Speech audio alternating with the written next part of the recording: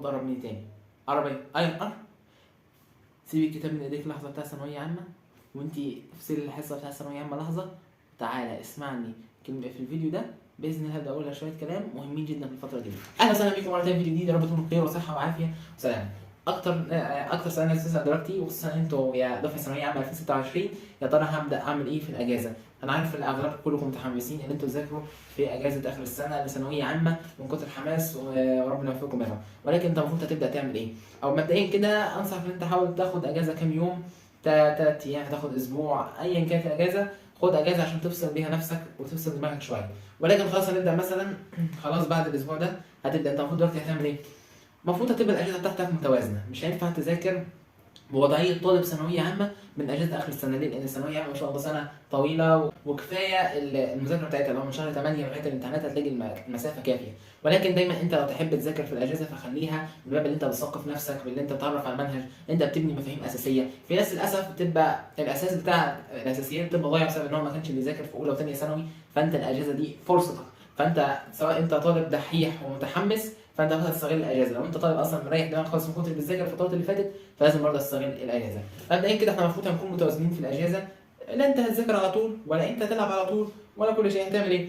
ممكن تخلي نفسك كل يوم 3 ساعات، او مش لازم وقت، كل يوم حاول تذاكر لك درس او اسمع لك حصه في درس، ممكن تحل عليها شويه تدريبات، تحمل الكتب على التابلت.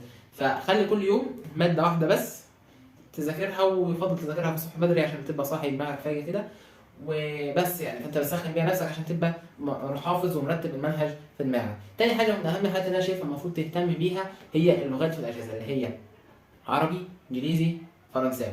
هتقول لي الفرنساوي تم الغائها، هقول لك محدش ضمن الوزاره، ممكن تيجي على الدفعه بتاعتكم وترجع الفرنساوي. بالاضافه كده هي لغه اصلا ممكن تفيدك وماده غير مضافه، فممكن اصلا تكون وفرت على نفسك مجهود ليالي الامتحان بانك تذاكرها في الاجازه. ده غير كمان ان العربي والانجليزي هتلاحظ ان هم تراكميين، وفي الانجليزي هتلاقي طبعا كلمات كتير جديده. فانا انصحك ان انت احفظ الكلمات بتاعت الانجليزي على مدار الاجازه علشان تقدر تفيدك، وعشان برضو تريح دماغك منها على مدار السنه ثانويه عامه، لان هتبقى عليك المواد العلميه، فانت هتكون محتاج تذاكر المواد العلميه باولويه اكتر من انك تقعد تحفظ كلمات وتمسك ورقه وقلم والشغل ده.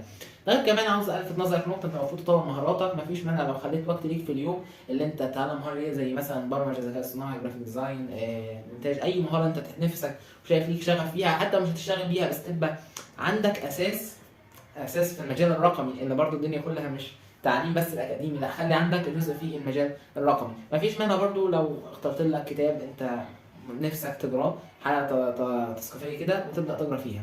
غير كده ما تنساش اهم جزء ان انت خلي لنفسك كل يوم برضه قران، حتى نص صفحه او صفحه انك تحفظها عشان تستغل الاجازه، لان المفروض الاجازه مش هتبقى كلها سوشيال ميديا ولعب، ومش هتبقى كلها مذاكره بجد. ثانويه عامه بكل بساطه هي سنه تعتمد على مفهومين بشكل اساسي، انك تجتهد وتعمل اللي عليك وبس. اجتهد وتعمل اللي عليك، ودايما مش عايزك تجري لنفسك. وباذن الله هتكون اجازه سعيده عليكم. وطبعا لو لقيت فرصه انك تطلع خروجه او تتفسح فاشجعك جدا انك تتفسح عشان تغير جو كده وتبقى داخل ثانويه عامه تبقى فايق. وباذن الله هتلاقوا ثانويه عامه سنه سهله بسيطه، وسيبكم من كلام الناس اللي بيقول لك سنه مصيريه وهتحدد حياتك ومستقبلك وشغل الكلام ده كله. مستقبلك مكتوب عند ربنا، انت كل اللي بتعمل بس انك بتسعى علشان تحقق هدفك وبس. ربنا يوفقكم ويكرمكم ويجبر من خاطركم. وطبعا ما تنسوش تدعوا لاخواتكم في ثانويه عامه اللي خلاص داخلين على الامتحانات. وطبعا ما تنساش لايك وشير وسبسكرايب، وانتظر محتوى قادم مفيد جدا باذن الله. نبدا نحاول نطور في مهاراتنا مع بعضينا، بس دعواتك ليا ان شاء الله بقى في امتحانات لما اخلص في شهر 7 نبقى ننزل محتوى ليكوا كتطوير مهارات وبرضه اخواتكم في ثانويه عامه. واتمنى لكم التوفيق، والسلام عليكم ورحمه الله وبركاته.